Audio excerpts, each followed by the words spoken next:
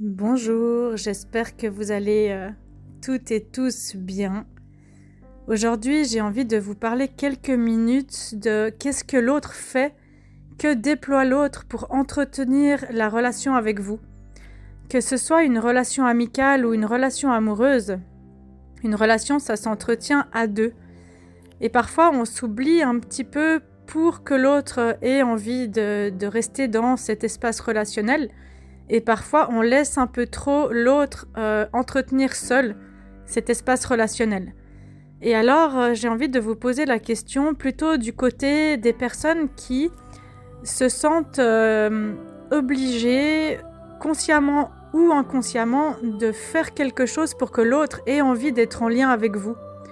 Demandez-vous à quel moment c'est tout le temps moi qui vais inviter à faire des activités, qui vais proposer des choses, qui vais proposer de passer du temps ensemble.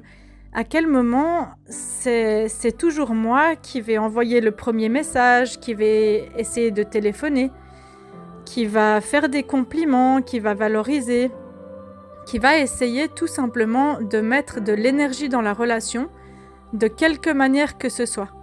L'énergie dans la relation, c'est les exemples que je viens de vous donner, c'est d'aller offrir de la tendresse, un câlin, c'est de s'intéresser à l'autre personne, de lui demander comment était sa journée, de prendre le temps d'entretenir la relation.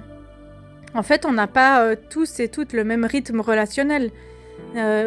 Pour certaines personnes, elles se sentent en lien quand on s'écrit une fois de temps en temps, pour d'autres, c'est 10 fois par jour. D'accord. Donc là, déjà, on peut communiquer un petit peu sur les besoins respectifs des deux. Mais par contre, dans le cas où je suis la personne qui va tout le temps chercher à nourrir la relation, est-ce que je suis pas un peu seule? Et quand j'arrête de nourrir la relation, est-ce que je sais prendre le risque que peut-être rien ne va venir en retour? C'est-à-dire que si la personne en face vient quand vous arrêtez de mettre de l'énergie au service du deux, de l'espace relationnel, et que du coup ça vous redonne de l'illusion, de l'espoir, et vous recommencez à donner, comme avant. Et là, tout à coup, vous êtes à nouveau seul. Là, vous pouvez poser vos limites et dire « j'aimerais bien que tu t'intéresses à moi aussi, que tu me poses des questions d'intérêt sur ce que je ressens, sur comment est ma journée. J'aimerais bien parfois des petits cadeaux ou des petites attentions, ou j'aimerais bien parfois que tu me proposes des activités. » Ou que j'aie le sentiment que tu aies envie de me voir, que tu sois heureux ou heureuse de me voir. Si vous n'avez pas ça en face, moi j'ai envie de vous dire, prenez le risque conscient de lâcher la relation, d'en faire moins et de ne pas donner plus que ce que l'autre donne, mais surtout de ne pas le faire avec une énergie de rancœur, de « tiens, prends ça », de le faire avec une énergie du cœur, pas de rancœur. C'est-à-dire, je m'exprime, je pose mes limites, et je préviens la personne en disant « voilà, ma relation avec toi, elle ne me convient pas telle qu'elle est parce que… » Vous faites une liste. Et puis, c'est important de ne pas dire à l'autre personne seulement ce qui ne va pas ou ce qui n'est pas là, mais de proposer des solutions. De dire « j'aimerais bien un petit peu plus de ça, ce que tu pourrais faire différemment pour que je me sente bien avec toi, c'est… » Et là, vous faites la liste et vous proposez un mode d'emploi. Ensuite, une fois que vous l'avez fait une fois, deux fois, trois fois, quand vous lâchez l'espace relationnel et que vous donnez moins à l'autre, que vous vous sacrifiez moins ou que vous vous épuisez moins à entretenir seul la communication, le lien, prévoir des activités, faire des cadeaux, des gestes, une fois que vous arrêtez de faire tout ça, regardez ce qui vient en face une fois que vous avez donné votre mode d'emploi. Et si rien ne vient, peut-être que c'est le moment de lâcher cette relation. Faire des deuils, c'est pas facile. Mais les deuils, ils font partie aussi de la vie, du changement de la vie, de vos changements de cycle et d'étapes de vie. Et puis, vous avez le droit d'être aimé. Vous avez le droit d'être aimé même quand vous ne donnez pas. Vous avez le droit d'être aimé même dans les périodes où c'est vous qui avez besoin aussi de recevoir. Parce que quand je suis seule à tout le temps donner, peut-être que je ne sais pas recevoir. Alors posez-vous la question, comment moi j'ai envie d'être aimée? Comment j'ai envie aussi de recevoir de l'amour? Comment j'ai envie de recevoir des petites attentions? Est-ce que je sais donner le mode d'emploi? Et demandez-vous tout simplement parfois qu'est-ce que l'autre personne en face fait pour entretenir cette relation avec moi.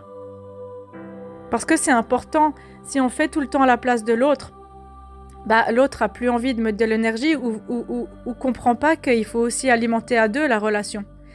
Une relation, de toute manière, pour qu'elle fonctionne dans le temps, c'est vraiment comme ce beau jardin à entretenir. Et puis, vous pouvez regarder la vidéo sur le beau jardin à entretenir, mais ça se fait à deux. Une relation, elle se maintient pas si seulement l'un des deux met de l'énergie. Et c'est vraiment un message important parce que si on applique ça dans nos vies, on apprend aussi à recevoir et on apprend à pas trop donner en s'épuisant. Parce qu'on n'a pas à être aimé seulement parce qu'on donne. Souvent, on a aussi cette envie de donner inconsciente pour se rendre indispensable à l'autre. Mais on contrôle complètement quand on fait ça. C'est important d'apprendre à donner quand c'est juste pour nous, quand c'est le moment, quand l'énergie est là, quand l'envie est là, et pas pour être aimé. Parce que quand je fais ça, j'ai peur d'être abandonnée ou rejetée et à quelque part j'ai trop peur du vide. J'ai peur que quand je lâche, la personne ne vienne pas rattraper cet espace relationnel. Mais si c'est le cas, c'est peut-être que c'est pas une bonne personne pour vous. C'est possible. C'est possible que vos chemins prennent des chemins différents à ce moment-là. Alors donnez votre mode d'emploi et si rien ne se passe, osez prendre le risque de ne pas vous épuiser à donner dans le vide. Parce que véritablement ça épuise, c'est comme un réservoir énergétique qui, avec le temps, avec les mois et les années, vous épuise et vous dévitalise. Et vous fait croire en fait inconsciemment que vous n'êtes pas aimable et que vous ne pouvez pas recevoir quand vous ne faites rien. Et ça, c'est une croyance qui est complètement erronée. Vous pouvez recevoir même quand vous êtes vous. Quand vous ne faites pas quelque chose pour l'autre, vous pouvez être aimé. À tout bientôt. N'hésitez pas à partager autour de vous si ces vidéos vous plaisent. Je démarre la chaîne YouTube et voilà, c'est important de la faire tourner si ça vous plaît et moi je vous remercie vraiment beaucoup pour votre écoute. À tout bientôt.